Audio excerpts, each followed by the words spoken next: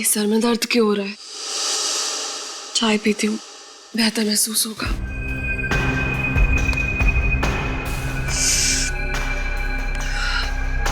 रामू, चाय बनी क्या? जी मैडम, अभी लाता हूँ। रामू, थोड़ा जल्दी करो, मेरा सर बहुत भारी हो रहा है। लाता हूँ मैडम। पता नहीं क्या हो रहा है मुझे। कल रात तो नींद भी अच्छी आई थी और खाना भी तो घर पर ही खाया था, फिर अब ये अजीब सा क्यों लग रहा है? मेम साहब, आपके सर दर्द की दवा लाऊं क्या? नहीं रामू, चाय पी लेती हूँ, शायद उससे ठीक हो जाए। ठीक है मेम साहब, मैं साहब को चाय दे के आता हूँ। तुम रहने दो, मैं देकर आती हूँ।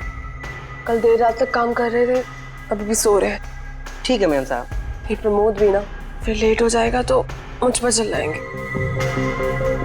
प्रमोद, देखो उठो अभी। देखो मेरी तबीयत पहले से ही ठीक नहीं है, अब तुम मुझे और तंग मत करो। तुम्हारी चाय भी तैयार है। प्रमोद, प्रमोद।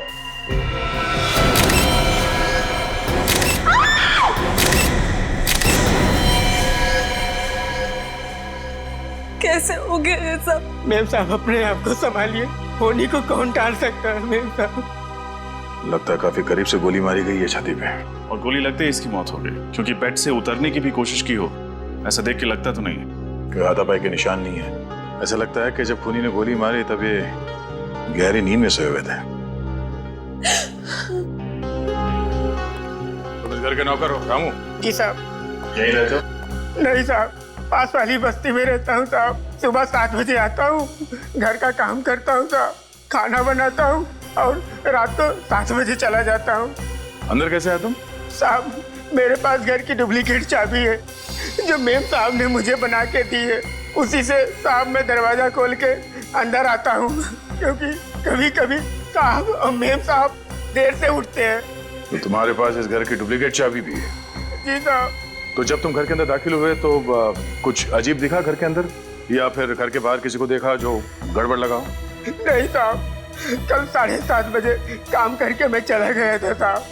साहब और मेम साहब दोनों लोग टीवी पे फिल्म देख रहे थे और जब मैं सुबह आया तो साहब और मेम साहब दोनों लोग सो रहे थे साहब, और मैं रसोई में चला गया काम करने के लिए। सर, हाँ? यहाँ पे तो कुछ नहीं है। कुछ नहीं है? पूरी घर की तलाशी लेते हैं, चलो।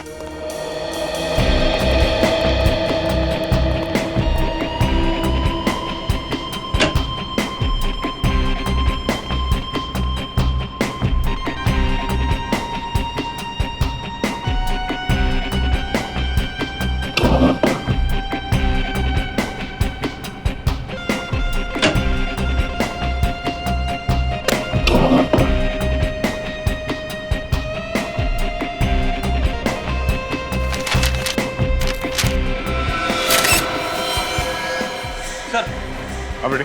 स्टडी रूम में से गन मिली है। गोली चली है? साहब, इस बंदूक के बारे में मैं कुछ नहीं जानता हूँ साहब। मैं बेकसूर हूँ साहब, मैं बहुत ईमानदार हूँ साहब, मैंने कुछ नहीं किया साहब। ये लो, हमने तो तुमसे कुछ पूछा ही नहीं और तुम खुद ब खुद बोल पड़े। अब तो हमारा शक यकीन पे बदल गया है। प्रमोद जी का खून तुम्ही ने किया है। नहीं साहब, मैंने कुछ नहीं किया साहब। सुरेखा जी, आपका क्या कहना है इस गन के बारे में? सुरेखा जी, मैं आपसे पूछ रहा हूँ, आपने गोली चलने की आवाज सुनी थी? नहीं, मैंने कोई आवाज नहीं सुनी। और ये गन कहाँ से आई मुझे ये भी नहीं मालूम। जिस कमरे में आप सो रही थी उसी कमरे में आपके पति प्रमोद की गोली मार के हत्या हुई और आपने गोली चलने की आवाज नहीं सुनी है? सर, वॉशिंग मशीन के अंदर ये खून से सने हुए कपड़े मिले। इस कपड़े को तो पहचानती हैं आप? हाँ, ये तो मेरी नाइट ड्रेस है, लेकिन इस पे खून कहाँ से आया?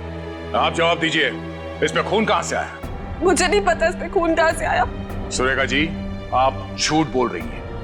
मैं आपसे झूठ क्यों बोलूंगी? क्योंकि आपने अपने पति प्रमोद का खून किया है। मैं क्यों अपने पति को मारूंगी? मैं तो उनसे बहुत प्यार करती थी। झूठ। मैं झूठ नहीं बोल रही हूँ, मैंने कुछ नहीं किया। मैं बिल्कुल निर्दोष हूँ, मेरी बात का यकीन कीजिए। कैसे मान ले कि आप निर्दोष हैं? जिस कमरे में आप सोई थी उसी कमरे में आपके पति का खून हो गया। आपने गोली चलने की आवाज नहीं सुनी। आपको यह तक नहीं पता कि आपके पति की मौत कब हुई है? मेम साहब सच बोल रही साहब। चुप। कब से काम कर रहे हो तुम यहाँ? 3 साल से साहब। और मेम साहब को और साहब को मैंने कभी भी झगड़ते हुए नहीं देखा साहब। झगड़ते नहीं देखा इसका मतलब ये नहीं कि आपकी मेम साहब खून नहीं कर सकती। सुरेखा जी, आप इन्हें अपने पति का खून किया है और जो कुछ भी हुआ है आप साफ साफ बताइए हमें। मैं बिल्कुल निर्दोष हूँ। मैंने इनका खून नहीं किया है। मैं निर्दोष हूँ। निर्दोष। मेम साहब ये क्या? ये वाकई बेहोश हो गई है या बेहोश होने का नाटक कर रही है? एक काम करो, इन्हें अस्पताल लेके जाओ। सारे सबूत और प्रमोद की लाश को फॉरेंसिक लैब भिजवा दो। मेरा शक एकदम सही निकला। ये गोली जो प्रमोद के शरीर में से मिली है, ये इस पिस्टल से चली है और इस पिस्टल पर सुरेखा की उंगलियों के निशान है। क्या? सुरेखा के? और इस नाइटर्स पे जो खून लगा है वो किसका है? ये खून भी प्रमोद का ही है। अच्छा, इसकी मौत कितने बजे हुई? रात तकरीबन 1 से 1:30 बजे के बीच। मतलब प्रमोद का खून सुरेखा नहीं किया है? लग तो कुछ ऐसे ही रहा है। हॉस्पिटल चलकर इस सुरेखा से मिलना पड़ेगा। सर, सारे सबूत सुरेखा की तरफ इशारा कर रहे हैं। मुझे तो लगता है उसने बेहोश होने का नाटक भी किया है।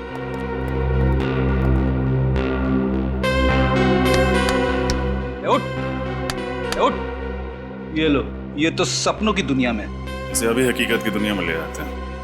उठो, उठो। ड्यूटी पर सोने का पगार मिलता है क्या तुम्हें? नहीं सर, इसे तो सपने देखने का पगार मिलता है। क्या है, आप लोगों को हॉस्पिटल में रात को चेकिंग करने का पगार मिलता है? एक तो चोरी, ऊपर से सीना चोरी। हाँ? चोरी? कौन सी चोरी? मैंने कौन सी चोरी की? काम चोरी की है तुमने।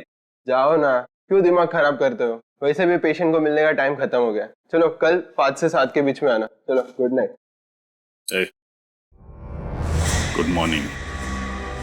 सीआईडी? सुरेखा जी इसी कमरे में है? जी सर। चलो दिखा।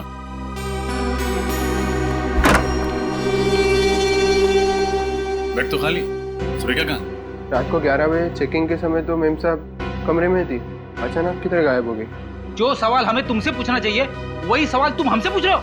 सर, हमें इस पूरे हॉस्पिटल की अच्छी तरीके से छानबीन करनी पड़ेगी। निखिल, छानबीन तो करनी होगी। पूरा हॉस्पिटल छान मारो, देखो सुरेखा कहाँ।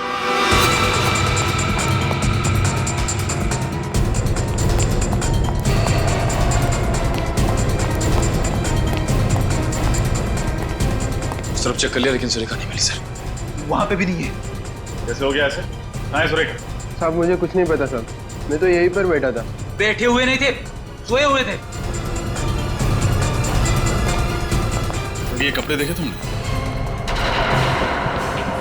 ऐसे ही कपड़े हॉस्पिटल में हर मरीज को दिए जाते हैं। हाँ सर। अगर सुरेखा के हॉस्पिटल वाले कपड़े ये हैं तो यहाँ क्या कर रहे हैं? जो कपड़े सुरेखा पहन के हॉस्पिटल में आई थी वो कहाँ है? वो कपड़े तो यहीं पर रखे थे। सुरेखा के हॉस्पिटल वाले कपड़े यहाँ और उसके पर्सनल कपड़े गायब। सुरेखा खुद के कपड़े पहन के रफू चक्कर हो गई सर। बिल्कुल सही कह रहे हो फ्रेडी। उसने बेहोश होने का नाटक किया ताकि हम उसे यहाँ हॉस्पिटल में भर्ती कराएं और मौका मिलते ही वो यहाँ से भाग जाए। सर, हो सकता है इस पूरे चक्कर में कोई और भी है जो सुरेखा का साथ दे रहा है। लेकिन कौन हो सकता है वो? कैसे पता चलेगा सर? इस पूरे हॉस्पिटल में लगे सीसीटीवी कैमरास की फुटेज देख के। चल। एक्सक्यूज मी, हमें पिछले 2-3 घंटे की सीसीटीवी फुटेज देखनी है। मगर आप लोग? हम लोग सीआईडी? 10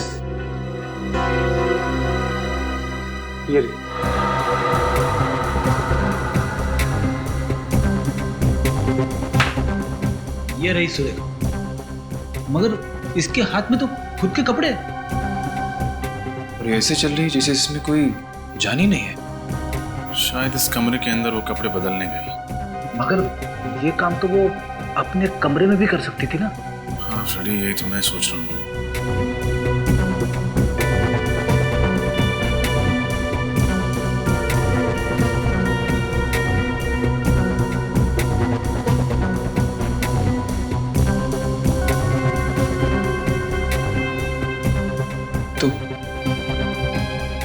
ये सुरेखा तो हॉस्पिटल के गेट से बाहर चली गई। सुरेखा को अचानक हुआ क्या और हॉस्पिटल से निकल के वो गई कहाँ?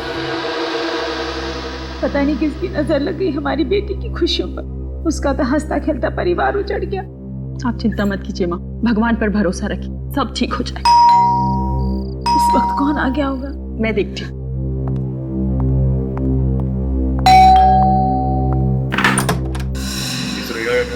जी, लेकिन वो तो इस वक्त हॉस्पिटल में है। थी, अब नहीं है। हॉस्पिटल में नहीं है तो कहाँ है?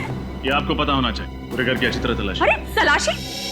एक सेकंड, ऐसे कैसे आप तलाशी ले सकते हैं? आप लोग हैं कौन? सीआईडी। सीआईडी? मगर आपको तो मालूम है कि वो अपने पति प्रमोद की लाश को देखकर बेहोश हो गई थी। सब नाटक था ताकि वो हॉस्पिटल में भर्ती हो सके और फिर हमारी आंखों में धूल झोंक कर वहां से भाग सके। लेकिन सुरेखा ऐसा करेगी क्यों? आप उस पर झूठा इल्जाम लगा रहे हैं। आप बहुत अच्छे से जानते हैं सुरेखा, आपकी तारीफ। सर, ये हमारी बहू है, अमेरिका से आई है अपने भाई की शादी के लिए। आप सुरेखा की भाभी? जी। आपके पति मतलब कि सुरेखा के भाई आपके साथ आए? जी, वो मेरे साथ नहीं आए, उन्हें कुछ जरूरी काम आ गया था, लेकिन अब वो फ्लाइट में बैठ चुके हैं, कल तक पहुंच जाएंगे। सर, सुरेखा घर में नहीं है। बताइए, कहाँ छुपा के रखा आपने अपनी बेटी को? मैं क्यों छुपाऊंगी सर? क्योंकि आपकी बेटी सुरेखा जी ने अपने ही पति का खून किया है। क्या? जी हाँ। एक मिनट, आप लोगों के पास सबूत क्या है कि सुरेखा ने ही प्रमोद का खून किया? मौका वारदात से जो हमें गन मिली उस पर सुरेखा की उंगलियों के निशान। उसके अलावा खून करते वक्त जो कपड़े उसने पहने थे वो खून से सने कपड़े उसी की वॉशिंग मशीन से बरामद हुए। नहीं सर, मेरी बेटी अपने पति का खून क्यों करेगी? भला कोई अपने ही हाथों से अपना सुहाग उजाड़ सकता है क्या? पैसों के लिए उजाड़ेगी। पैसों के लिए? जी हाँ, पैसों के लिए सगा भाई भाई का खून कर सकता है, तो एक पत्नी अपने पति का खून क्यों नहीं कर सकती?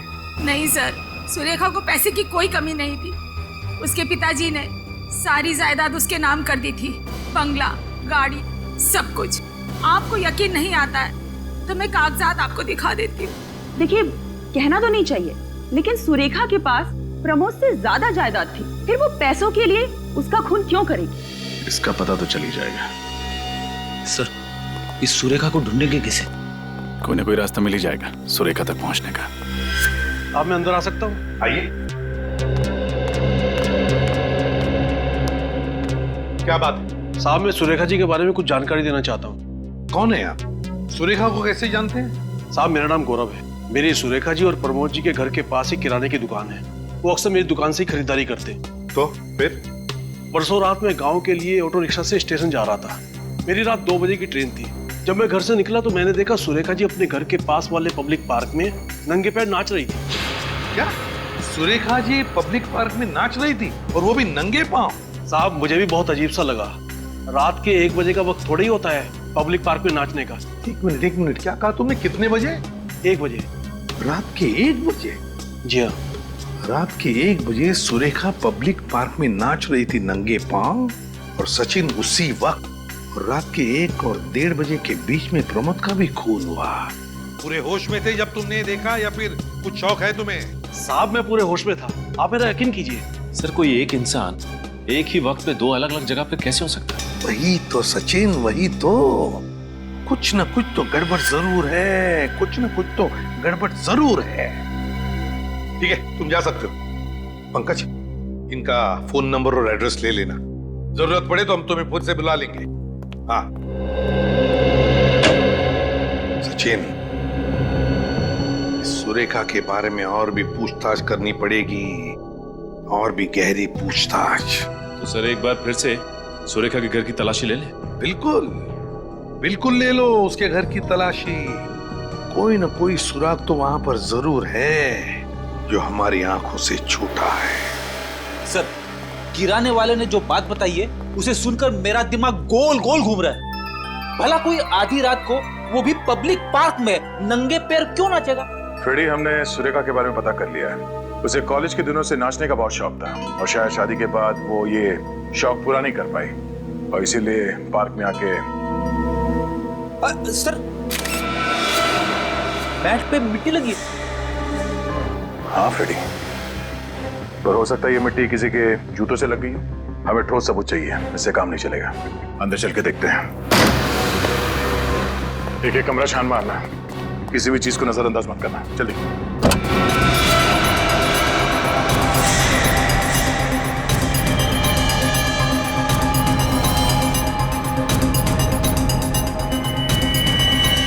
काला सलवार, सलवार में मिट्टी भी लगी हुई है। डॉक्टर सालों के हिसाब से प्रमोद की मौत रात 1 बजे के करीब हुई थी। और एक इंसान एक ही समय पे 2 जगहों पे कैसे हो सकता है?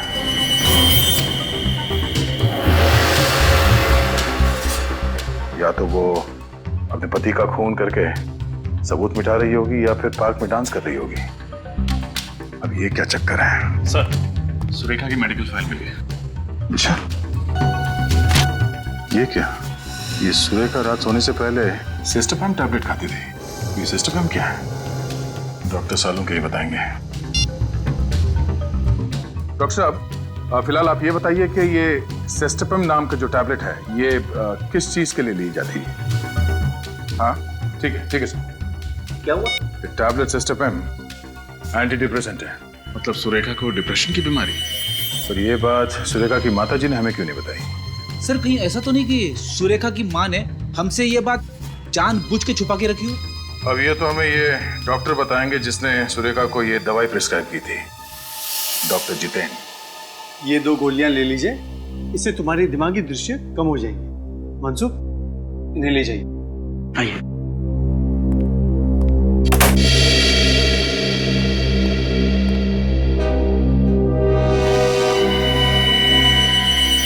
आप लोग अंदर कैसे आ गए? अपॉइंटमेंट ली? सॉरी आपको परेशान करने के लिए। दरअसल आपसे बहुत जरूरी काम था, इसलिए बिना अपॉइंटमेंट ही अंदर चले आए। कौन है आप लोग? मुझसे क्या चाहते हैं? हम लोग CID से। हमें आपकी पेशेंट सुरेखा के बारे में कुछ जानकारी चाहिए। सुरेखा? पूछिए, क्या पूछना है? आपने ही सुरेखा को ये एंटी डिप्रेसेंट टैबलेट सिस्टोपैम दिया था ना? हाँ, ये मैंने प्रिस्क्राइब की थी। डॉक्टर साहब, क्या आप बता सकते हैं कि सुरेखा को कौन सी बीमारी थी? देखिए, मैं एक साइकेट्रिस्ट हूँ और साइकेट्रिस्ट होने के नाते मैं अपने किसी भी मरीज के बारे में किसी को भी कुछ बताना उचित नहीं समझता। हम समझ सकते हैं, लेकिन सुरेखा के पति प्रमोद का खून हो गया, वो भी उन्हीं के घर में। खून हो गया? कब? परसों रात को। परसों रात को? और हमेशा के कि सुरेखा ने अपने पति का खून किया, और खून करने के बाद वो गायब हो गई। जी हाँ, दरअसल बात यह है कि सुरेखा हमारे सामने बेहोश हो गई और जब हमने उसे अस्पताल में भर्ती किया तो वो अस्पताल से भाग गई। भाग गई?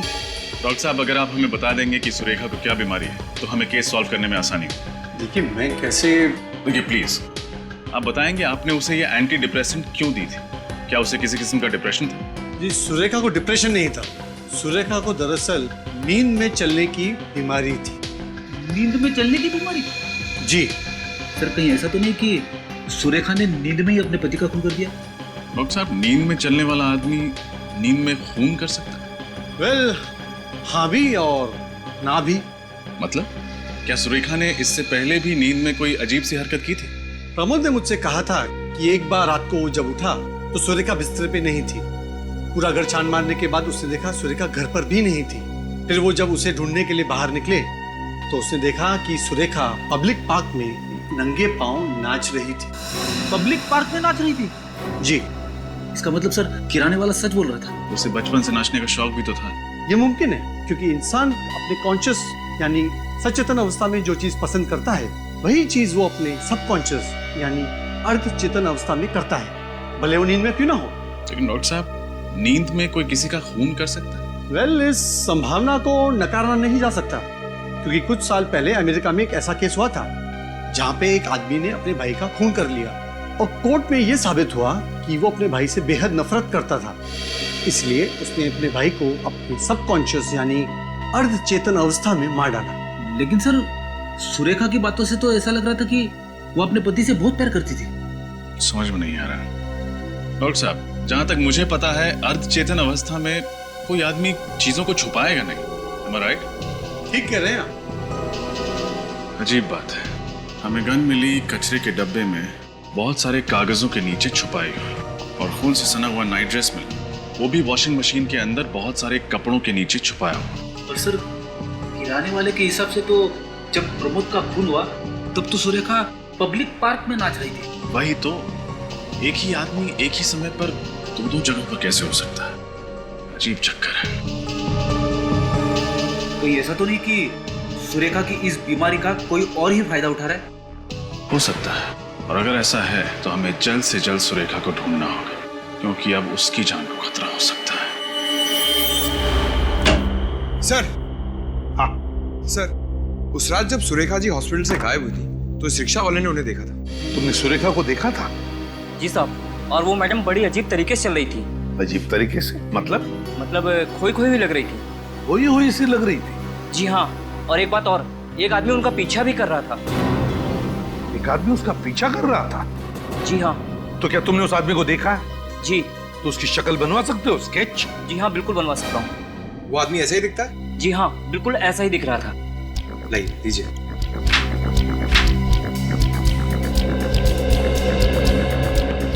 सर, हाँ, ये लीजिए स्केच।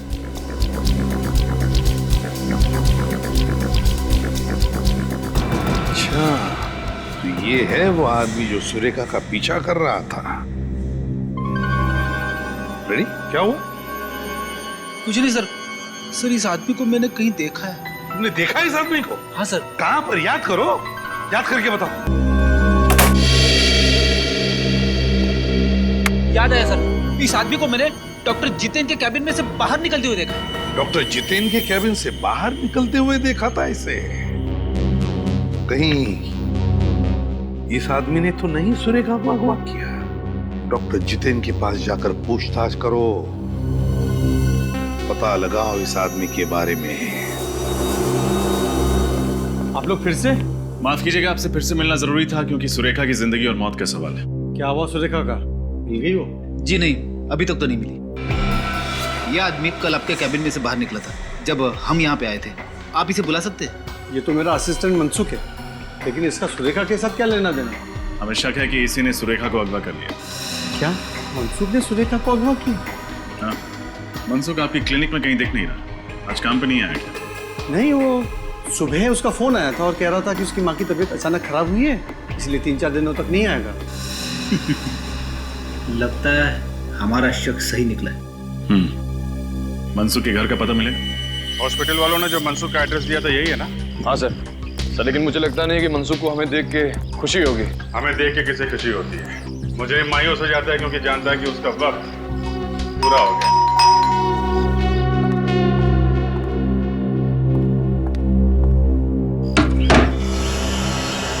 मनसुख है घर में? नहीं। आपसे कितने पैसे उधार लिए उसने? अरे वाह, इतनी ईमानदारी, वो भी आज के जमाने में। कमाल है। ईमानदारी नहीं सर, मजबूरी कहिए इसे। कैसी मजबूरी? वैसे आप लोग कौन हो? सीआईडी। सीआईडी? सीआईडी से भी मनसुख ने उधार ले लिया। सीआईडी को उल्लू बना के पैसे निकालना मुश्किल ही नहीं, नामुमकिन है। वैसे हम लोग पैसे मांगने नहीं, मनसुख के बारे में पूछताछ करने आए। पूछताछ करें? ये मनसुख सबसे पैसे उधार लेता है क्या? गली का भिखारी रह गया था, वरना वो तो उससे भी उधार ले लेता। मैं तो उसकी इस आदत से परेशान हो गई हूँ सर। वो खुद तो अस्पताल में पड़ा रहता है दिन भर, और उसके पीछे उसके लेनदारों को जवाब मुझे देना होता है। वैसे मनसुख की माँ की तबीयत कैसी है? मनसुख की माँ की तबीयत? हाँ, यही कहते उसने हॉस्पिटल से छुट्टी ली। हे भगवान, इस हद तक गिर गया मनसुख। कहना क्या चाहती, साफ साफ बताइए। जी, मनसुख की माँ की मौत तो 2 साल पहले ही हो गई थी। हाँ? फिर उसने झूठ क्यों बोला? पता नहीं क्यों, वो तो मुझसे भी झूठ बोलकर ही गया होगा। आपसे क्या बोला? कहाँ जा रहा है? वो कल दोपहर को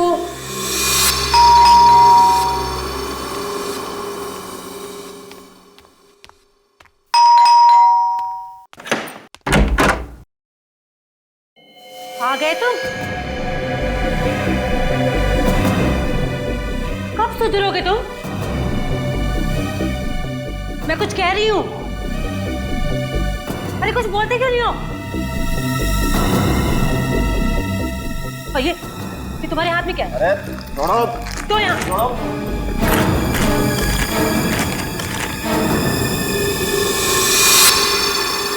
इतने सारे पैसे? अब चोरी भी शुरू कर दी है क्या तुमने?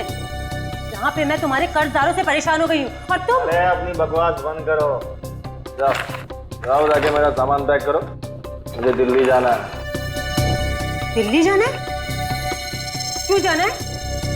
अरे हॉस्पिटल का कुछ सामान खरीदना है, ये वैसे मुझे डॉक्टर साहब ने दिए। अब जाओ ना, जाओ जल्दी करो, जाओ। हॉस्पिटल से कह के गया कि माँ की तबीयत खराब है, इनसे बोल के गया कि दिल्ली जा रहा है हॉस्पिटल का सामान लाने। सर मुझे लगता है सुरेखा और प्रमोद के केस में जरूर इस मनसुख का हाथ है। हाँ सर, इस केस से मनसुख का कुछ न कुछ तो कनेक्शन जरूर है। ये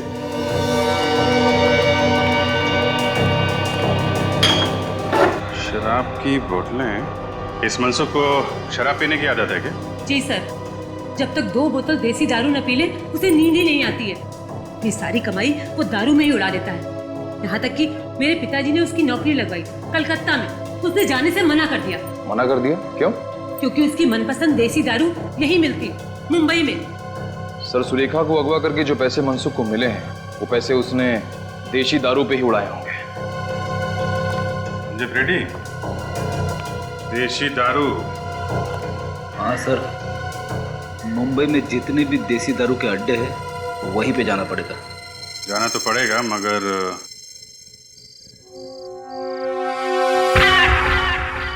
गुड। अच्छा, याद है ना तुम्हें क्या करना है? हाँ, मनसुख के बारे में पूछताछ करनी है। Very good. और अगर कोई पूछे कि तुम कौन हो तो यही कि मैं एक सीआईडी ऑफिसर फ्रेडी हूँ। तेरे की तुम फ्रेडी नहीं हो, तुम एक टपोरी हो, पप्पू टपोरी, समझे? आई एम सॉरी सर, मैं तो भूल ही गया, मैं पप्पू टपोरी और मैं कल्लू टपोरी। ठीक है, सिर्फ इतना याद रखना कि तुम मुन्ना भाई के गैंग के आदमी हो और मनसुख को ढूंढ रहे हो, क्योंकि मनसुख ने मुन्ना भाई से पैसे उधार लिए हैं लेकिन वापस नहीं लौटाया है। समझ गए सर? गुड। अब जाओ और ओवर एक्टिंग मत करना, समझे? जैसे ही कुछ पता चले मुझे फोन करना। निकल लो।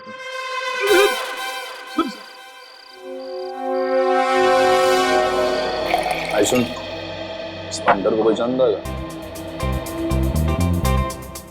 भाई साहब, इसे देखा है क्या? ये अपन के एरिया का नहीं है। ध्यान से देख, पहचानेगा तो माल मिलेगा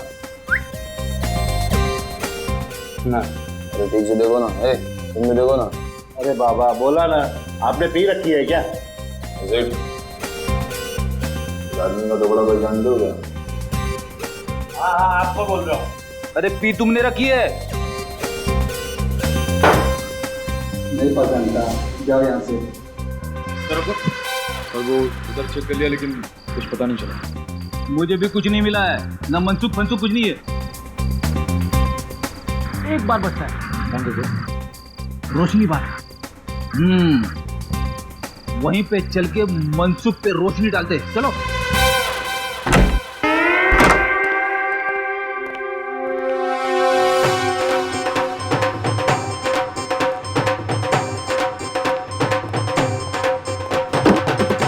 अरे फटाफट बोल, क्या चाहिए? मौसमी, नारंगी, अंगूरी?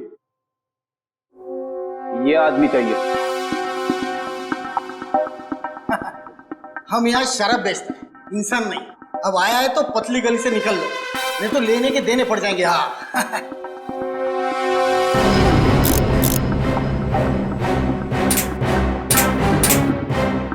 एक गोली शरीर के अंदर जाएगा और तुम 4 कंधे पे इधर से बाहर जाएंगा।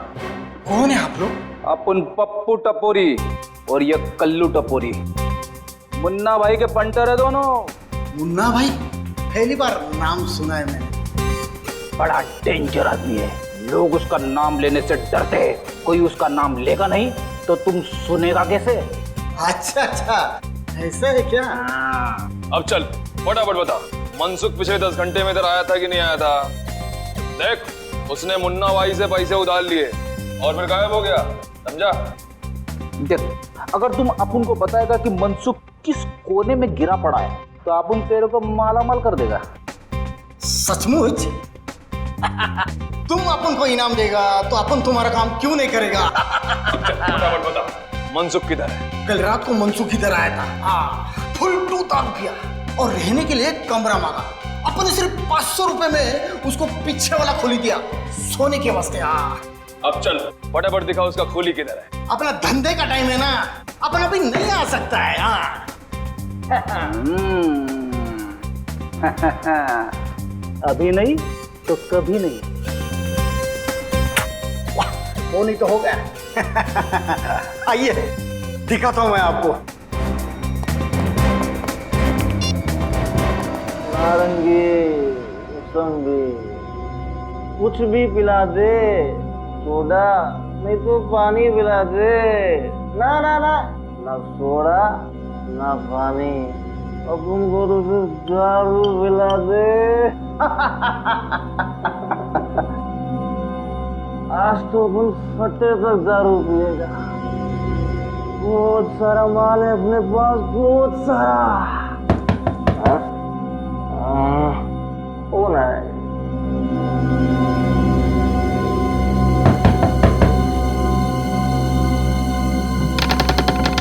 अरे जेठ, तुम जियो हजारों साल। सेठ, अभी अपन तुम्हारे पास ही आने वाला था। वो क्या है ना, दारू खत्म हो गया है, 2 बोतल चाहिए बस। अरे मनसुख, पहले इन लोगों से मिल ले। कौन है लोग, यहाँ क्या कर रहे? सेठ, मैंने तुमको एक कमरे का पूरा भाड़ा दिया है, वो भी एडवांस में। इस कमरे में से मैं ही रहूंगा। हाँ। अरे मनसुख, तेरी बकवास बंद कर और इनकी बात मान ले।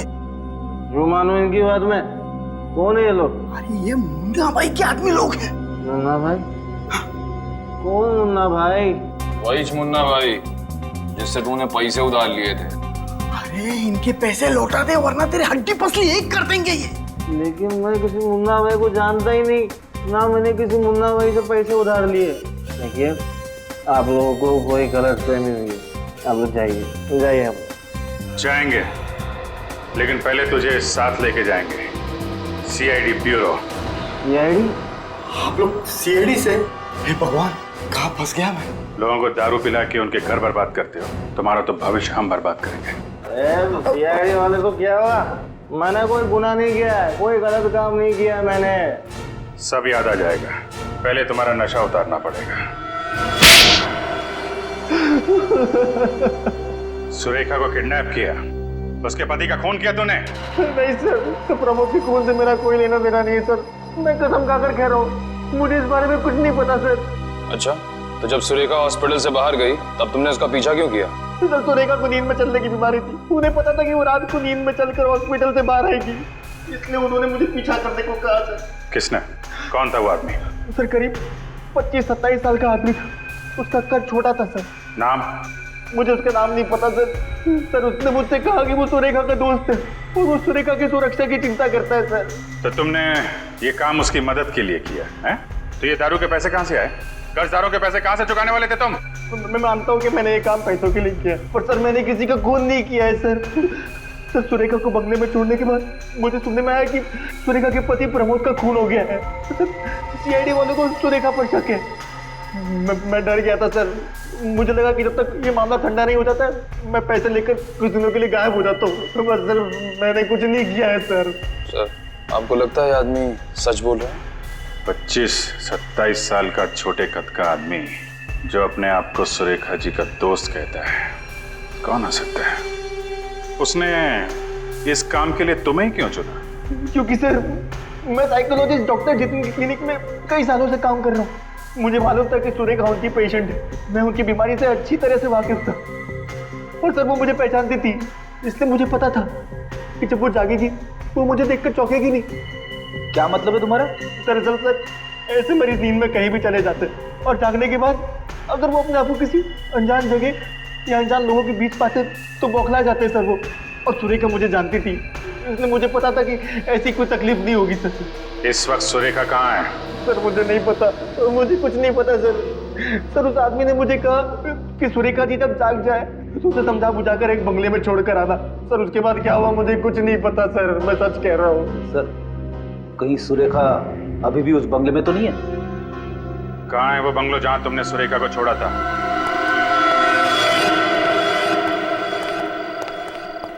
मनसुख ने यही पता बताया था ना? हाँ सर। तो दरवाजा तोड़ दें या बिल मार के दरवाजा खुलने का इंतजार करें? पहले सीधी उंगली से घी निकालने की कोशिश करते हैं, जरूरत पड़ी तो उंगली टेढ़ी कर देंगे।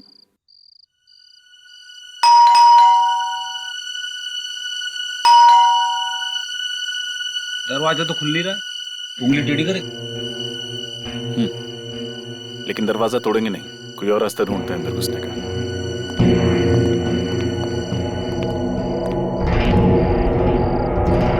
सर ये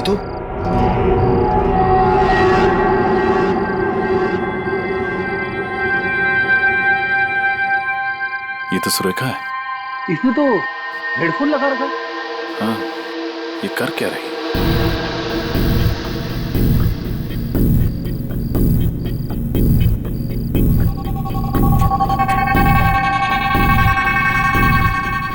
सर ये तो पंखे पे लटकने की तैयारी कर रही है। अंदर चलो। सुरेखा, सुरेखा उठो। ठीक है, पानी लो। मैं सुरेखा हूँ। मैं गले में फांसी का फंदा डालकर आत्महत्या करना चाहती हूँ। सुरेखा, सुरेखा होश में आओ, उठो।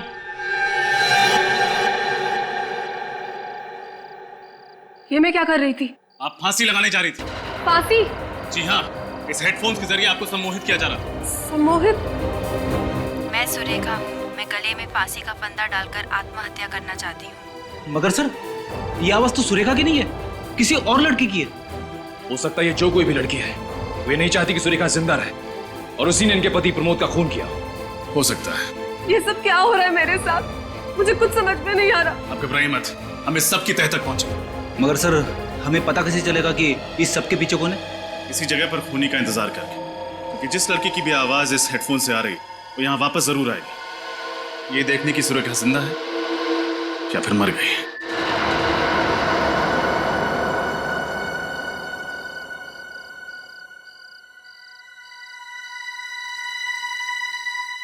2 घंटे हो गए सर, अभी तक तो कोई नहीं आया। सब्र करो फ्रेडी, सब्र का फल मीठा होता है। सब मेरे साथ ही क्यों होता है? संभालिए अपने आप को सर।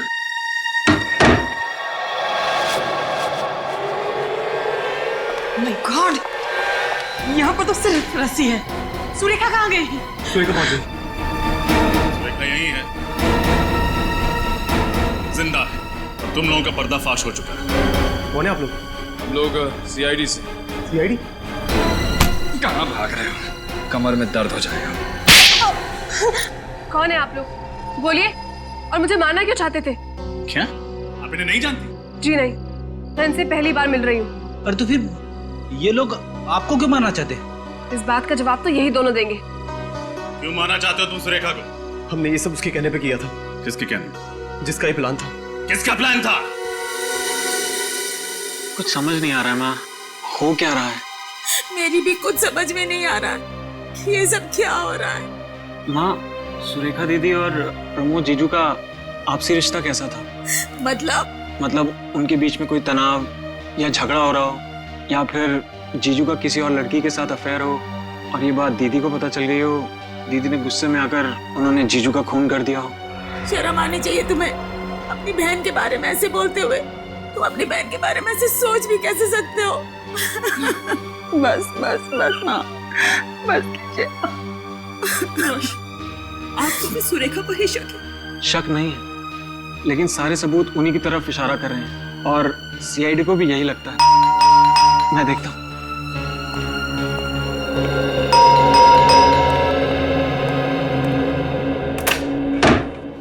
जी गई। मैं सीआईडी से हूँ। आप कौन? मैं सुरेखा का भाई रोशन। कहाँ है मेरी बच्ची? कुछ खबर मिली उसकी? पता चला, लेकिन क्या?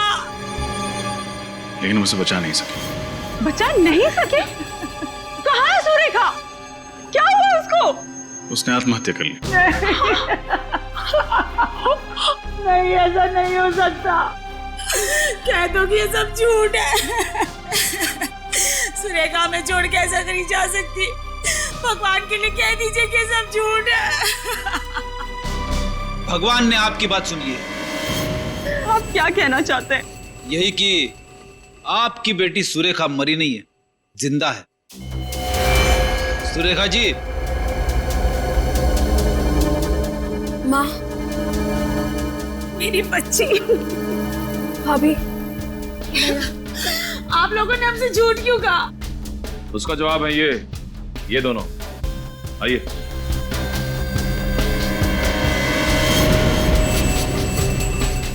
भैया, माफ करना दीदी। स्वाति जी, भागने की कोशिश बेकार है, सो प्लीज अब बताओ, क्या दुश्मनी थी तुम्हारी प्रमोद के साथ जो तुमने उसका खून किया? नहीं सर, प्रमोद से मेरी कोई दुश्मनी नहीं थी। मुझे तो परेशानी उस सुरेखा से थी। परेशानी?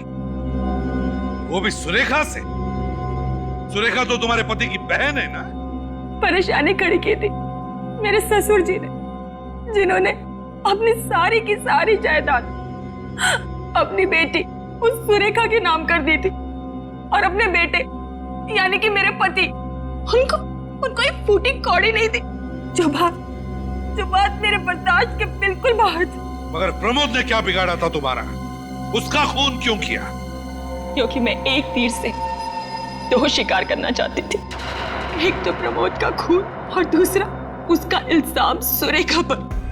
इससे सारा का सारा पैसा मेरे पति का हो जाता, सारी की सारी जायदाद मेरे पति को मिल जाती। और सुरेखा को नींद में चलने की बीमारी है, ये बात तुम्हें कैसे पता चली?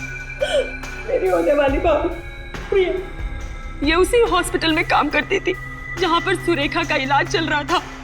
किसी ने उसे वहां देखा था और मुझे तुरंत बताया। मैंने ही इससे सुरेखा की बीमारी के बारे में और पता करने के लिए कहा था। वाह रे वाह प्रिया, वाह, अच्छा साथ दिया तुमने। और जैसे ही तुम्हें सुरेखा की बीमारी के बारे में पता चल गया, तुम्हारे दिमाग में वो घिनौना प्लान आ गया है ना?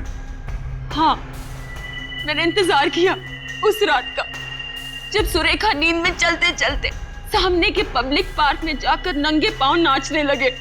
फिर मैंने प्रिया और राजेंद्र की मदद लेकर प्रमोद का खून करवा दिया। प्रमोद पर गोली किसने चलाई? गोली राजेंद्र ने चलाई थी। तो फिर सुरेखा के उंगलियों के निशान पिस्तौल पे कैसे आए? मैं अच्छे से जानती थी कि सुरेखा जब नींद की अवस्था में चलते चलते बाहर जाएगी तो वो कपड़े जरूर बदलेगी, इसलिए मैंने उसके कपड़ों के ऊपर पिस्तौल रख दी थी। और उसने वही किया जो मैं चाहती थी। उसने कपड़ों के ऊपर से पिस्तौल उठाई और उसकी उंगलियों के निशान उस पर आ गए। सब कुछ प्लान के मुताबिक चल रहा था, यहाँ तक कि सुरेखा के आत्महत्या का प्लान भी। पर पता नहीं आप लोग कहाँ से आ गए और सारा प्लान चौपट हो गया। चौपट तो तुम तीनों की जिंदगी हो गई।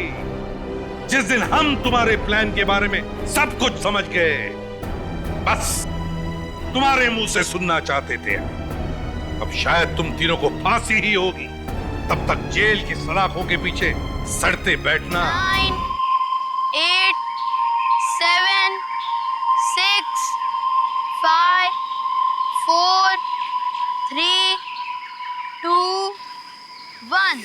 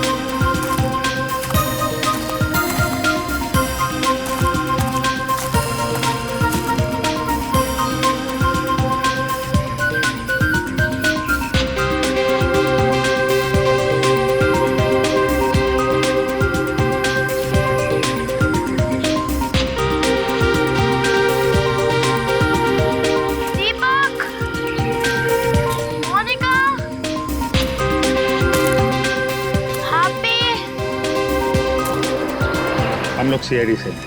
आप बिल्कुल मत घबराइए, कुछ नहीं होगा आपको।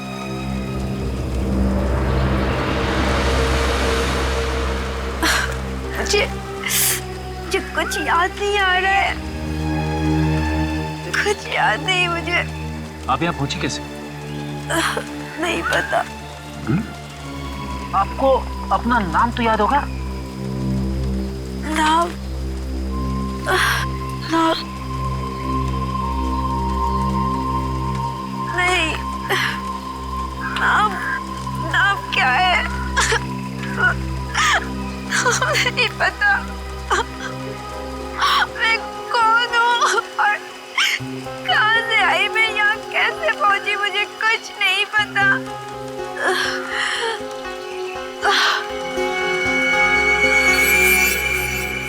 सर, ये तो बेहोश हो गई। एम्बुलेंस अभी तक आई क्यों नहीं? सर, एक बात समझ में नहीं आ रही है, इसे तो गोली सिर्फ छू के निकली, फिर इतना सारा खून कैसे बह गया? हाँ सर, शरीर पे जो घाव है वो ज्यादा गहरे नहीं है।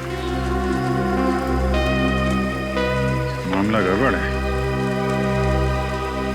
इसको एम्बुलेंस से भेजने के बाद पूरा एरिया अच्छी तरीके से छान मारते हैं, कोई ना कोई सुराग तो जरूर मिलेगा।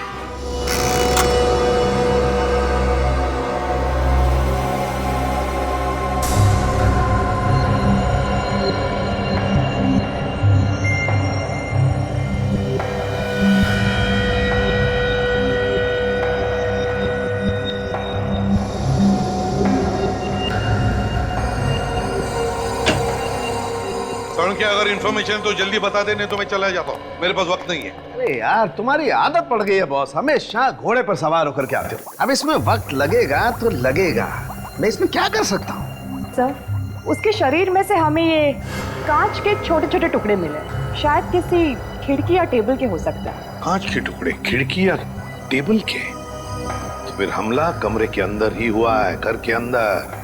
और उस कमरे में वो लड़की अकेली नहीं थी बॉस, उसके साथ 3 और लोग भी थे। ये आप कैसे कह सकते सालूम के साहब? क्योंकि मुझे उस लड़की के कपड़ों और शरीर पर 3 अलग अलग लोगों के खून का सैंपल मिला है। सर, कहीं ऐसा तो नहीं कि उस औरत ने 3 और लोगों का खून कर दिया?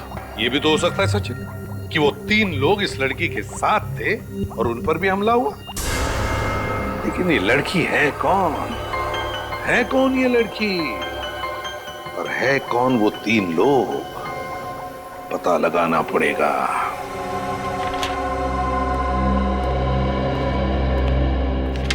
सचिन, कुछ पता चला उस अनजान लड़की के बारे में? नहीं सर, उस अनजान लड़की के बारे में तो कुछ पता नहीं चला, लेकिन डॉक्टर्स का कहना है कि उसे अमनीशिया की बीमारी थी सर। एमनीशिया की बीमारी? याददाश्त खो गई उसकी?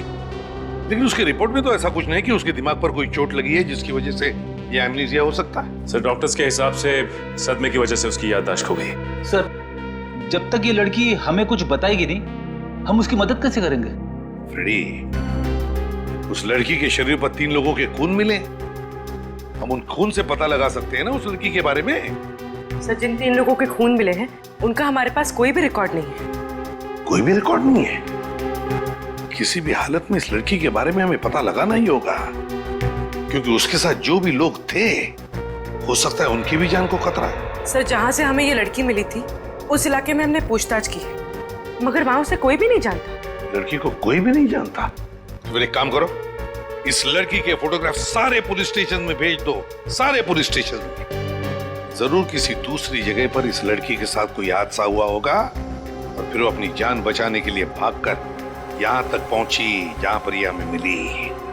मगर सर, हमें ये कैसे पता चलेगा कि ये लड़की कौन सी जगह से आई है? फ्रेडी, ये लड़की जहाँ पर हमें मिली उस एरिया का नक्शा लेकर आओ, पूरे एरिया का नक्शा।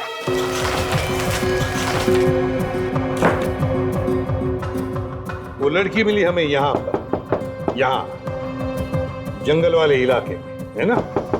अभी जंगल के बाएं तरफ है इंडस्ट्रियल एरिया, मतलब फैक्ट्रीज, दाएं तरफ है फार्म हाउसेज और पश्चिम की दिशा में यहाँ पर कमर्शियल एरिया, मतलब मार्केट। पूरे एरिया की एक एक जगह का फोटोग्राफ निकालो, एक एक जगह का फोटोग्राफ, और वो सारे के सारे फोटोग्राफ्स उस लड़की को दिखाओ। जरूर कुछ न कुछ तो याद आएगा ही आएगा। नर्स, ये 2 गोली अभी दे देना और 2 गोली 1.5 घंटे के बाद में देना, ठीक है? और हाँ, हर 3 घंटे में इनका ब्लड प्रेशर चेक करते रहना। डॉक्टर साहब कैसी तबीयत है इनकी? बात कर सकते हैं इनसे? बात तो कर सकते हैं, मगर इनकी दिमागी हालत बहुत ही नाजुक है और फिलहाल ये अपने दिमाग पे जोर ना डाले तो बेहतर होगा। नहीं, हम लोग आराम से बात करेंगे। ओके।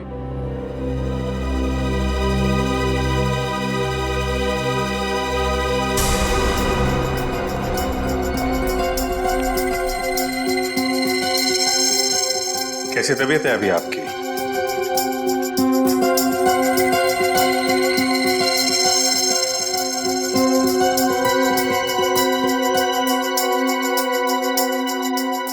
ये आपके लिए।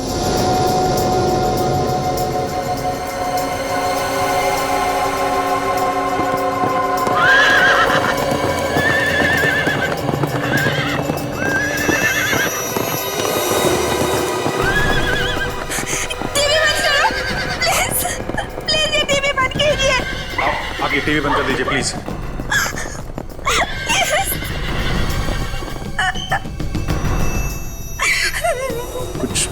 कुछ याद आया क्या आपको? कुछ नहीं याद आ रहा है, कुछ नहीं।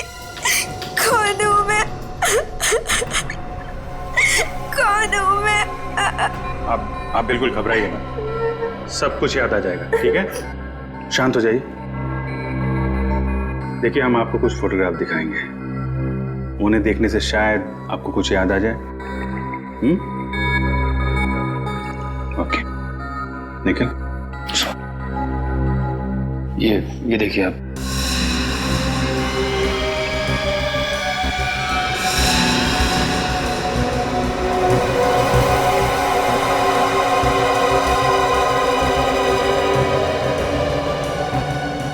निखिल 1 मिनट, वो बल्लारा रोड वाली फोटो फिर से दिखाना।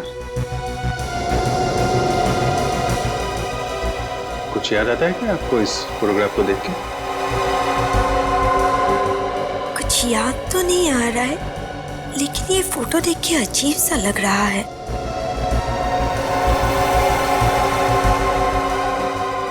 बल्लारा रोड, ठीक है, कोई बात नहीं। अभी आप आराम कीजिए, हम लोग फिर मिलेंगे आपसे। Okay, thank you very much.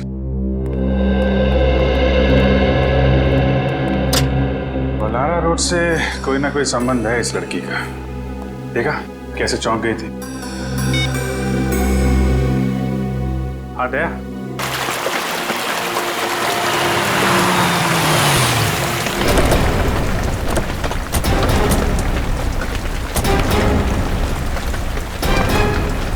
बल्लारा सी तो यही है।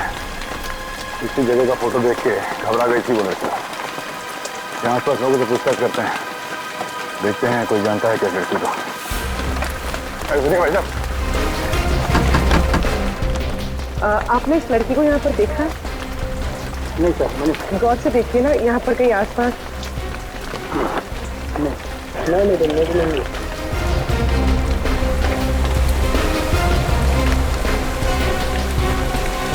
सर, बहुत लोगों से पूछा लेकिन कोई इस लड़की को नहीं पहचानता। सर, इस तरफ भी कोई उसे नहीं पहचानता।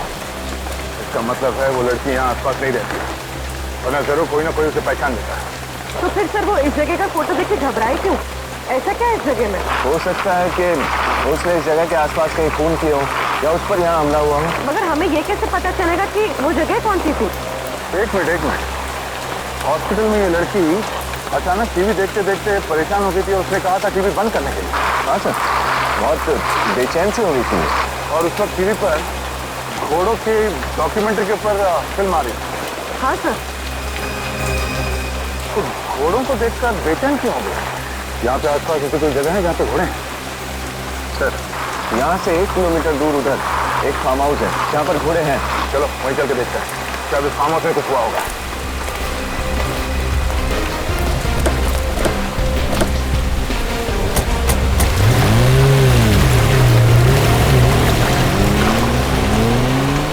सर, यही है वो फार्म हाउस जहाँ पर घोड़े हैं। Yes sir.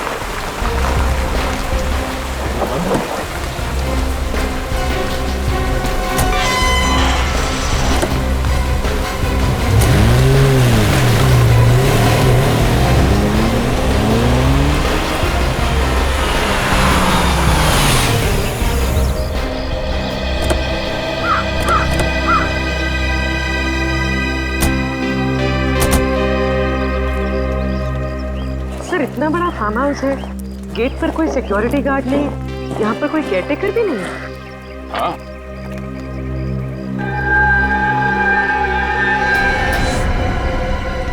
कौन इस तरफ से आ रहा है?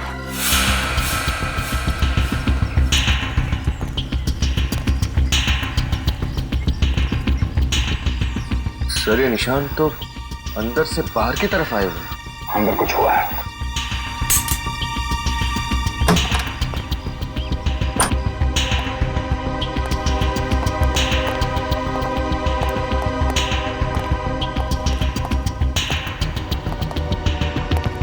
कमरे की हालत देखकर लगता है कि यहाँ पे बहुत खून खराबा हाथापाई हुई थी।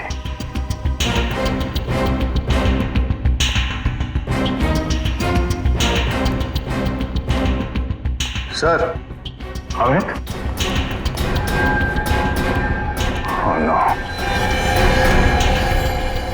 देखिए सर, दो लाशें, दोनों को एक ही तरीके से मारा गया है। ये दोनों है कौन? कपड़ों से तो बॉडीगार्ड लग रहे हैं। ये सर, ये बॉडीगार्ड ही है सर। ये देखिए इसका एक हाथ।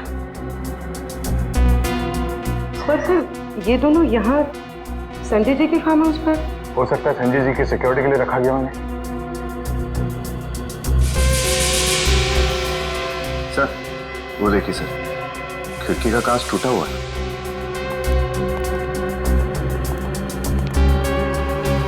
कांच टूटा नहीं है बनी, काटा गया है। वैक्यूम कटर से ग्लास को काट दिया गया, हाथ अंदर डाला, ये लाच खोला और खून इस खिड़की से अंदर आया। फिर तो हो सकता है सर बॉडीगार्ड्स ने उस खूनी को देख लिया होगा, इसलिए उसने इन्हें गोली मार दी। हो सकता है।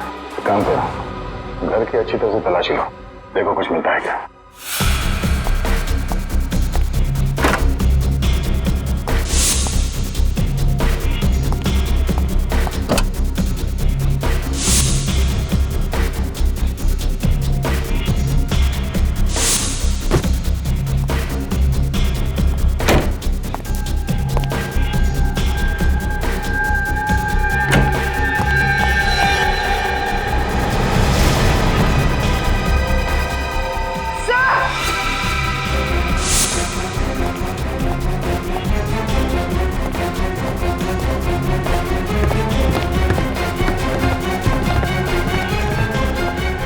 ये देखिए, और 3 लाशें। इन तीनों को भी बिल्कुल वैसे ही मारा गया है जैसे नीचे इन बॉडीगार्ड्स को। एक गोली माथे पर और दूसरी छाती में। तो ये दोनों घर के मालिक हैं, शायद पति पत्नी। यस सर, इनके पास ये आई कार्ड मिला है। इन्हीं का नाम संजय है, इस फार्म हाउस और संजय ग्रुप ऑफ कंपनीज के मालिक। सर इसके पास कुछ भी नहीं मिला। इसका मतलब है खूनी ने पहले उन दोनों बॉडीगार्ड्स को मारा, उसके बाद संजय और उसकी पत्नी को, और फिर इस अनजान आदमी को भी मार दिया। मगर वो लड़की यहाँ से बच निकली। सर अगर वो लड़की यहाँ से बचकर भागी है तो उसने खूनी को जरूर देखा होगा। हाँ, देखा तो होगा।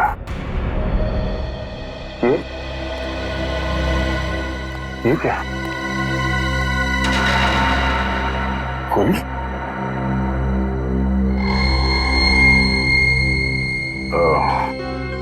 इस गोली पे लगे खून से पता चल जाएगा कि गोली किस पे चलाई गई थी।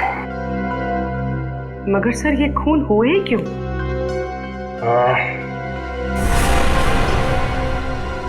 लूटने के इरादे से।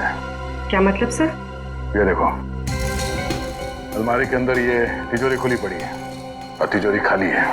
लेकिन सर अगर लूटना ही होता तो इन सब की जान लेने की क्या जरूरत थी? इन सबको बांध के भी लूटा जा सकता था।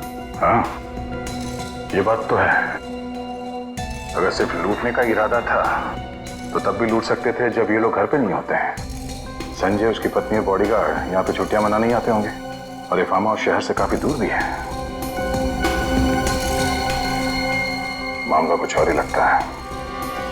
45 कैलिबर की गन से खून हुए सारे। 45 कैलिबर की गन से। अच्छा, पता चला वो लाश किसकी थी जो संजय और उसके बीवी के साथ मिली? सर वो संजय का छोटा भाई अजय। संजय का छोटा भाई अजय? और सर लाशों के पास हमें जो खून मिला है उसमें उस लड़की का खून भी है जो हमें मिली है। हाँ, ये सारे के सारे खून बड़े प्लानिंग के साथ किए गए हैं। जिसने भी किया है ना ये सब, वो जानता था कि संजय, उसकी बीवी और उसका भाई अजय तीनों के तीनों फार्म हाउस पर जाने वाले थे। हाँ सर, खूनी को यह भी मालूम था कि अलमारी के अंदर एक खुफिया तिजोरी भी है। लेकिन उस तिजोरी में क्या था उसका कुछ पता चला? सर, संजय के मैनेजर ने बताया कि तिजोरी के अंदर 20 से 30 लाख रुपए थे। 20 से 30 लाख? सर, कहीं ये सारे खून उन पैसों की वजह से तो नहीं हुए? पूरी मान लिया कि उसने खून पैसों के लिए किया, तो फिर वो पैसा गया कहाँ? और फिर वो गन, सबसे इंपॉर्टेंट चीज, वो गन जिससे खून हुए, वो कहाँ गई? सर, हो सकता है उसका कोई साथी हो जो पैसे और गन दोनों लेके फरार हो गए। नहीं सचिन, मुझे नहीं लगता उसका कोई साथी था। अगर कोई साथी था भी तो क्या उसे अकेले छोड़ जाता ताकि हम उसे पकड़ लें? और फिर उसे ये थोड़ी पता था कि वो अपनी याददाश्त खो बैठने वाली है। नहीं नहीं नहीं, नहीं, ये कुछ और ही चक्कर है, कुछ और ही चक्कर है। आओ बैठो। पूर्वी, तो अब कैसी हो तुम? पहले से बेहतर हूँ। देखो, अब देखो इन फोटोज को। अच्छी तरह से देखो, गौर से देखो और याद करने की कोशिश करो।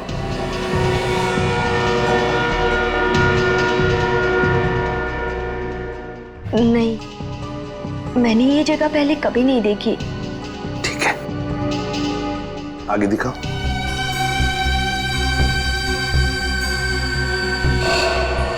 देखो, इन लोगों को देखो। देखो, क्या तुम पहचानते हो इनको? याद करने की कोशिश करो। नहीं। ये देखिए, ध्यान से देखिए। ये संजय है और ये संजय का छोटा भाई अजय और ये संजय की बीवी शोभा। इनका नाम सुन के कुछ याद आ रहा है आपको? नहीं। चलो ठीक है, आगे देखो। ये है ना, ये वो जगह है, वो फार्म हाउस है जहां पर तुम पे हमला हुआ था। ये फार्म हाउस देखो इसे अच्छी तरह से। देखो, कुछ याद आता है क्या? नहीं, नहीं, मुझे ये फोटो मत दिखाओ। हटाओ इस फोटो को। मुझे नहीं देखनी है। ये फोटो देख के आपको कुछ याद आ रहा है क्या? बताइए, क्या याद आ रहा है आपको? सर, इस हाथ में नहीं है पूछने के लिए।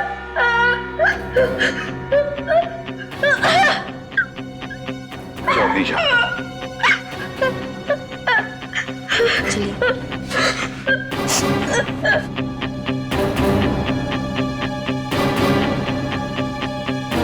क्राइम सीन के फोटो देखते ही उसे जरूर कुछ ना कुछ तो याद आया ही है। याद आया है, परेशान हुई वो। कुछ ना कुछ तो जरूर याद आया है उसे। इस संजय के घर वालों से जाकर पूछताछ करनी पड़ेगी। कोई जानता है क्या इस लड़की को, और क्या क्या जानता है इस लड़की के बारे में।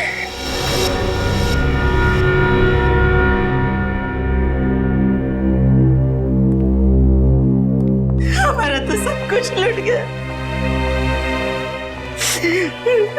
संजय और अजय हमारी तो आके थी, हमारे तो आके छीन। ऑफिसर, अब छोड़ना मत उस खूनी को, फांसी दे देना। धीरज रखिए माँ जी, खूनी जो कोई भी है बचेगा नहीं। पूर्वी, सर, आप ये फोटो देखिए। क्या आप इस लड़की को जानते हैं? नहीं, हमने इसे पहले कभी नहीं देखा। जरा याद कीजिए, कहीं किसी रिश्तेदार की शादी में या आस पड़ोस में कभी देखा हो? नहीं, हमने इसे नहीं देखा। कौन है ये लड़की? ये लड़की भी उसी फार्म हाउस में थी जहाँ पे संजय का खून हुआ था। वहां से ये लड़की किसी तरह से बच निकली। लेकिन ये वहां क्या कर रही थी? ये तो हमें भी नहीं पता, मगर ये अपनी याददाश्त खो चुकी है। इसे अब कुछ भी याद नहीं। उसी ने मारा होगा मेरे बेटे को। अब याददाश्त खोने का ढोंग कर रही है। हो सकता है। अच्छा आप ये बताइए कि आपका छोटा बेटा अजय, क्या वो इस लड़की को जानता होगा? अब जानता होगा या नहीं ये तो हम नहीं कह सकते। अजय बहुत सालों से हमारे साथ नहीं रहता था और वो अपने बारे में बताता भी बहुत कम था। ये अजय और संजय के बीच में संबंध तो अच्छे ही थे ना? संबंध तो अच्छे थे, लेकिन 1 साल पहले दोनों भाइयों में झगड़ा हो गया था बिजनेस के सिलसिले में और दोनों अलग अलग हो गए। अजय ने तो अपना घर भी अलग ले लिया था। आप लोगों को किसी पे शक है?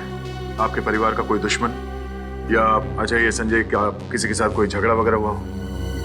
ये तो नहीं जानते हम, लेकिन शांतनु कई बार ऑफिस में आकर तमाशा किया करता था। सूद समेत पैसे लौटाने के लिए दबाव डालता था वो, जान से मारने की धमकी भी देता था वो। ये शांतनु कौन है?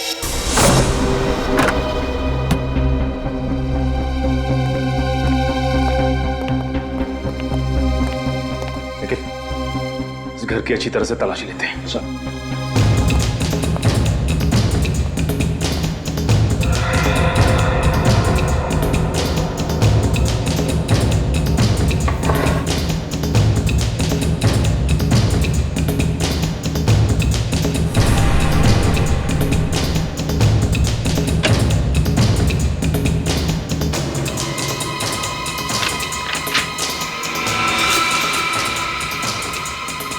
सर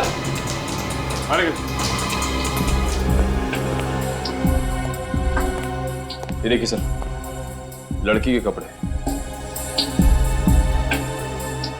लेकिन निखिल, अजय तो इस घर में अकेला रहता था, लड़की के कपड़े उसकी अलमारी में कैसे आए? ये देखो, ये एल्बम मिली है। ये क्या? उस घायल लड़की के साथ अजय की फोटो? सर उनको देख के लगता है कि दोनों एक दूसरे से बहुत प्यार करते थे। लगता तो ऐसा ही है। मैं सिर्फ तुम्हारी हूं, मीरा। मीरा? सर जब मैं अजय का मोबाइल चेक कर रहा था तो उसके फोन पे किसी मीरा नाम की लड़की के कई कॉल्स थे कॉल लिस्ट में। मीरा, एक काम करो निखिल, मोबाइल कंपनी से पता करो कि ये मीरा रहती कहाँ है। कौन है आप लोग? किससे मिला आप लोगों को? शांतनु घर पे है? हाँ है, मगर बुना अपार्टमेंट किसी नहीं मिलते। आप लोगों ने अपार्टमेंट लिया? सीआईडी को किसी की अपॉइंटमेंट की जरूरत नहीं है। सीआईडी? क्या बात है रामू, कौन है ये लोग? साहब सीआईडी। क्या बात है सर? मिस्टर संजय, उनकी पत्नी और उनके छोटे भाई अजय, उनके खून के सिलसिले में कुछ पूछताछ करनी थी आपसे। लेकिन मेरा इन खून से क्या लेना देना है? क्या ये बात सच है कि मिस्टर संजय ने आपसे बहुत सारे पैसे उधार लिए थे और फिलहाल लौटाने की हालत में नहीं थे? हाँ ये सच है। और आपने उन्हें जान से मारने की धमकी भी दी थी? हाँ? वो तो सिर्फ डराने के लिए, कहने और करने में बहुत अंतर होता है ऑफिसर। और वैसे भी बहुत सारे लोगों के पैसे चुकाने थे उसे। मगर बहुत सारे लोगों ने मिस्टर संजय को जान से मारने की धमकी नहीं दी थी आपकी तरह। मैंने संजय को नहीं मारा, मैं तो ऐसा कर ही नहीं सकता। मैं तो कल सारा दिन टेबल टर्न होटल में था, एक बिजनेस कॉन्फ्रेंस के सिलसिले में। वहाँ बहुत सारे लोग थे, आप चाहे तो किसी से भी बात कर सकते हैं। ठीक है मिस्टर शांतनु, जब तक ये केस सॉल्व नहीं हो जाता आप शहर से बाहर नहीं जा सकते। सर मोबाइल कंपनी से मीरा के घर का पता तो मिल गया है, मगर क्या?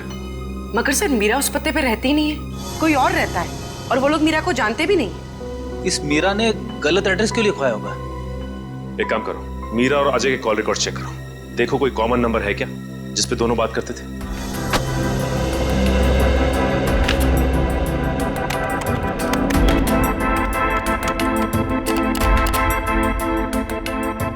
सर ये मीरा ने कुछ स्केचेस बनवाए हैं, लगता है मीरा को स्केचेस बनवाने का बड़ा शौक था। स्केच को देख के लगता है जैसे मीरा बचपन से ही अनाथ और गरीब थी।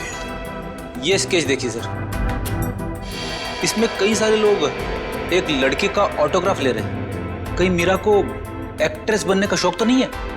हो सकता है फ्रेडी, और इसी वजह से वो किसी और जगह से यहाँ पे आई थी।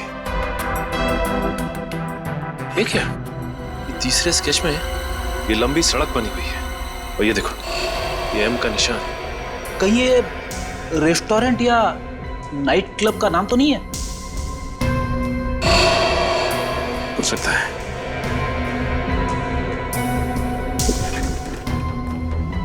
सर दोनों के मोबाइल पे सिद्धार्थ नाम के आदमी का नंबर कॉमन है। दोनों ने सिद्धार्थ से कई बार बात की है। सिद्धार्थ है कौन ये सिद्धार्थ? इससे मिलना पड़ेगा।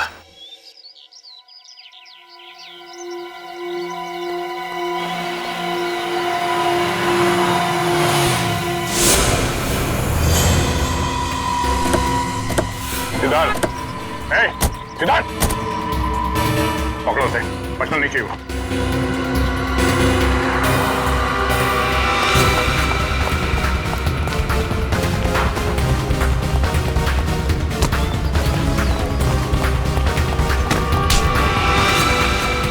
सीआईडी के हाथों से आज तक कोई भी खूनी बच के नहीं निकला है।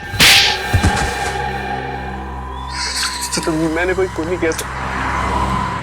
झूठ। अजय का भाई संजय और उसकी पत्नी दोनों का खून तुम नहीं किया है। सर मैं भला उनका खून क्यों करूंगा सर? तो फिर हमें देख के भागा क्यों? वो तो सर मैं ये मिमियाना बनकर समझा और सही सही बता क्यों भागा? सर वो मैं शराब का धंधा करता है, इसलिए मैंने सोचा आप लोग मुझे पकड़ने आए। ओह, तो तुम गैर कानूनी तरीके से शराब बेचते हो? हाँ, लेकिन मैंने कोई खून नहीं किया सर। तो फिर अजय से तुम्हारा झगड़ा किस लिए हुआ था? सर वो हम दोनों के बीच गलतफहमी हो गई थी। कैसी गलतफहमी? मुझे लगा कि वो मेरी गर्लफ्रेंड के साथ चक्कर चला रहा था, पर बाद में पता चला कि वो लड़की हम दोनों दोस्तों को बेवकूफ बना रही थी। वो लड़की मीरा थी? नहीं, मीरा से तो अजय बहुत प्यार करता था और उसे शादी भी करना चाहता था। तो क्या उस दिन अजय मीरा को अपने भैया भाभी से मिलाने के लिए फार्म हाउस ले गया था? हाँ। इस मीरा के बारे में तुम और क्या बता सकते हो? उसके परिवार में कौन कौन लोग हैं? परिवार के बारे में तो मैं कुछ ज्यादा नहीं जानता सर, क्योंकि मैं जब भी उससे पूछता था तो वो बात टाल देती थी। तो मुझे लगा कि वो अपनी पर्सनल लाइफ मेरे साथ शेयर नहीं करना चाहती, तो फिर मैंने भी जानना जरूरी नहीं समझा सर। मीरा रहती कहाँ पर है? उसके घर का पता तो नहीं मालूम, लेकिन एक बार मैं जब उसे घर छोड़ने गया था तो वो मेन रोड पर ही उतर गई थी। उसने कहा था कि अगर मेरे घर पे भाई ने देख लिया तो वो बहुत नाराज हो जाएंगे। इसमें नाराज होने वाली क्या बात? मीरा का कहना था कि उसका एक भाई उसके लिए बहुत ज्यादा पॉजिटिव था। कौन से मेन रोड पे छोड़ा था तुमने उसे? बनगेरा नगर के मेन रोड पर सर। बनगेरा नगर? सर मुझे कुछ नहीं याद आ रहा है। कौन हूँ मैं? कौन हूँ मैं? मीरा। मीरा? हाँ, तुम्हारा नाम मीरा है। मेरा नाम मीरा है? जी हाँ, आपका नाम मीरा ही है। ये नाम आपको पहचाना लग रहा है? हाँ। देखो मीरा, हमें ये भी पता चल गया है कि तुम रहती कहाँ हो। कहाँ पे? तुम बनगेरा नगर में रहती थी। अब इस फोटो को देखो, देखो कुछ याद आता है क्या? बताओ कौन से घर में रहती थी तुम?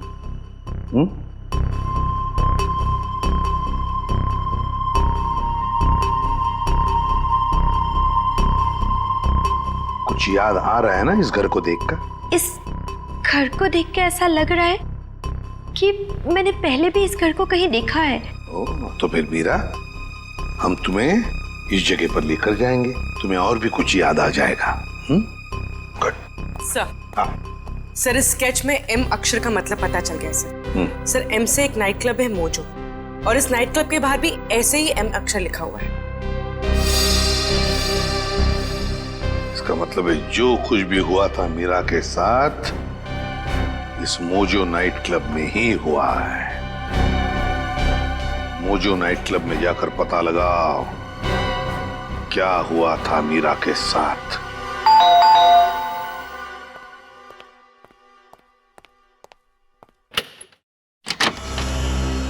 जी कहिए। मीरा यहीं रहती है ना? जी हाँ, मीरा मेरी बहन है। क्या हुआ? क्या हुआ? आपकी बहन मीरा घर से गायब है और आप पूछ रहे कि क्या हुआ? मीरा गायब है? ये आप क्या कह रहे हैं? जी बिल्कुल ठीक कह रहे हैं। आपकी बहन मीरा हमारे पास है। आपके साथ है? ये आप क्या बकवास कर रहे हैं? बकवास है? श्रेया,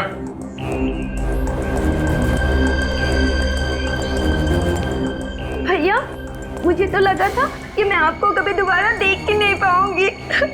कौन है ये लड़की? ये आपकी बहन मीरा है?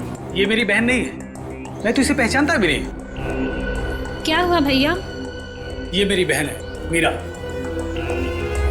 ये आपकी बहन मीरा है? जी। तो फिर ये कौन है? मुझे क्या मालूम सर, अगर आपको यकीन नहीं आता तो मीरा अपना आईडी प्रूफ लेके आना। तो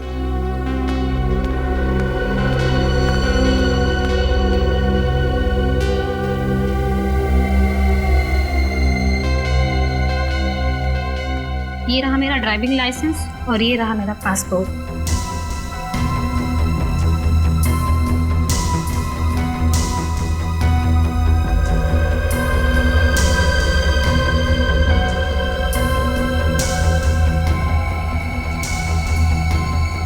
तकलीफ के लिए माफी चाहते हैं। Thank you.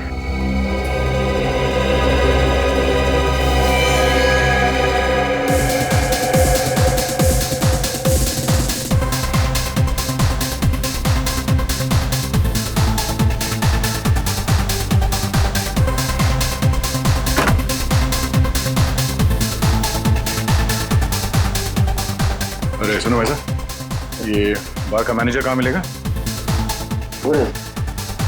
Thank you. Excuse me. जी कहिए। हम लोग सीआईडी से केस की तहकीकात के लिए आए। सीआईडी? क्या हुआ सर? ये मीरा है, देखा इससे यहाँ पे आपने? हाँ लेकिन ये मीरा नहीं। ये लड़की मीरा नहीं है? तो फिर कौन है? ये मोनिका है, यहाँ पर डांसर थी। ये लड़की मोनिका है, ये पक्का पक्का यकीन है आपको? जी सर।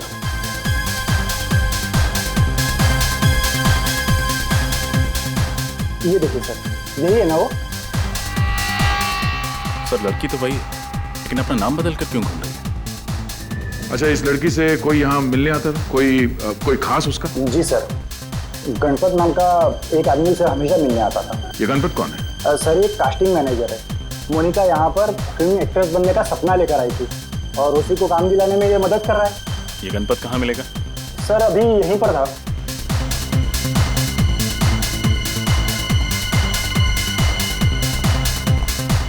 यहीं पर तो था, शायद बाहर गया होगा। हाँ okay okay okay okay okay ठीक है। गणपत सर ये पकड़ो उसे, बचाने चाहिए।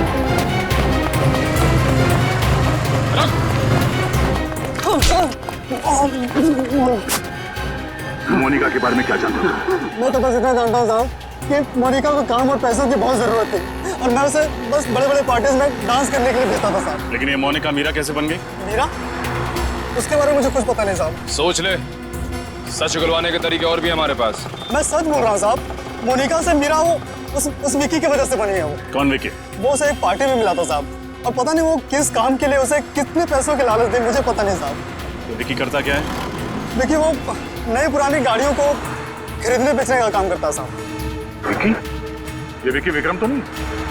हाँ शायद वही है साहब। सर, इस विक्रम ने हमसे झूठ क्यों बोला? अब ये तो विक्रम ही बताएगा।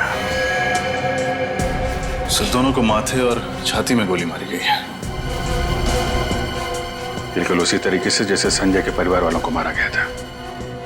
सर शायद खूनी इस खिड़की से आया होगा, इन दोनों का खून किया और वापस वहीं से चला गया।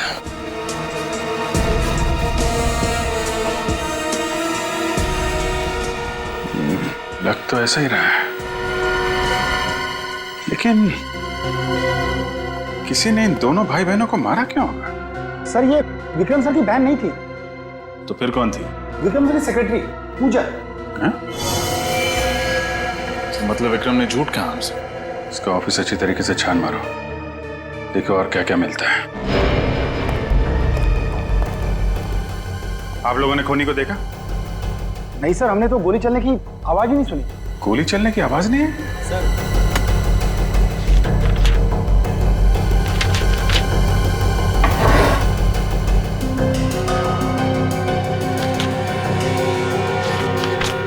सर ये पेपर्स मिले, इंपोर्टेड गाड़ियों के कागजात।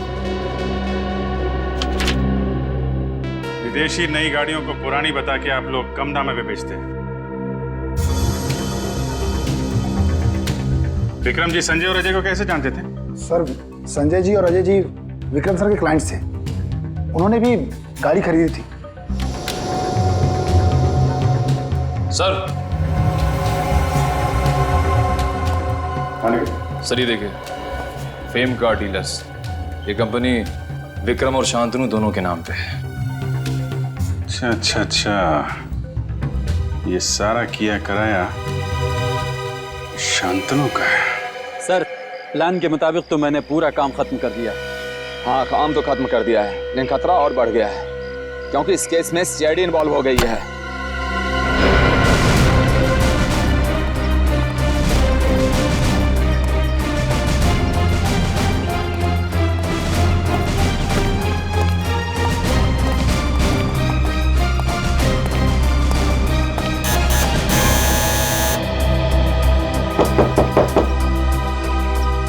कौन?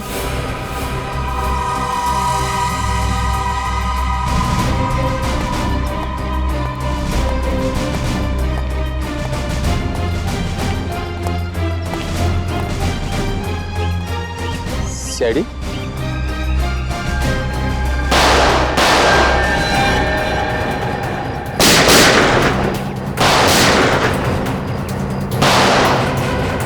विनीत,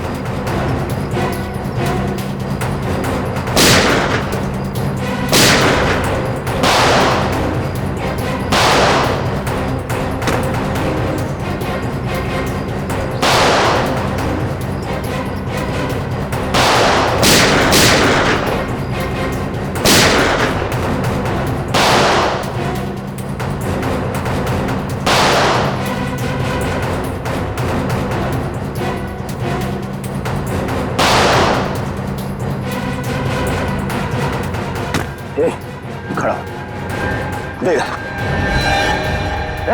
बाहर निकल।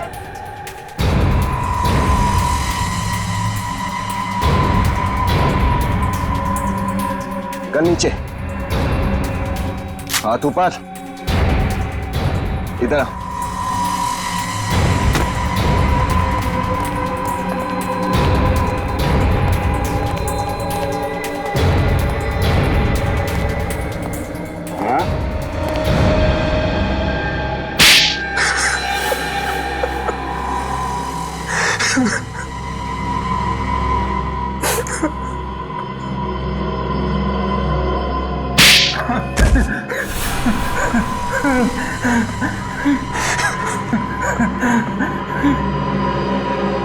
बोल।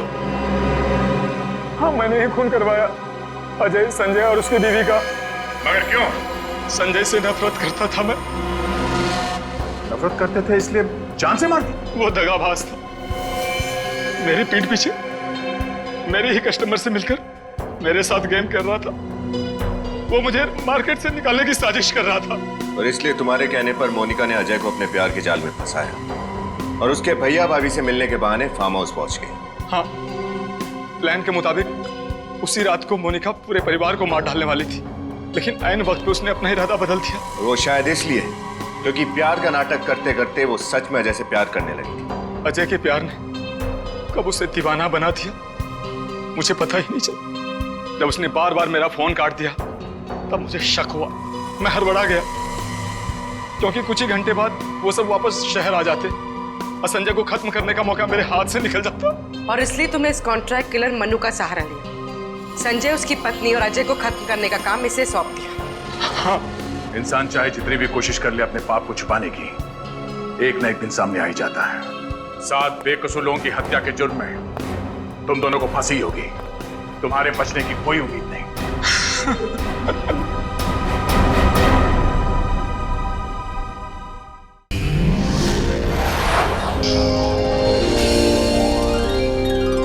सीआईडी के और भी मजेदार और सस्पेंस से जुड़े एपिसोड्स को देखने के लिए हमारे चैनल को सब्सक्राइब करें और बेल आइकॉन दबाना ना भूलें।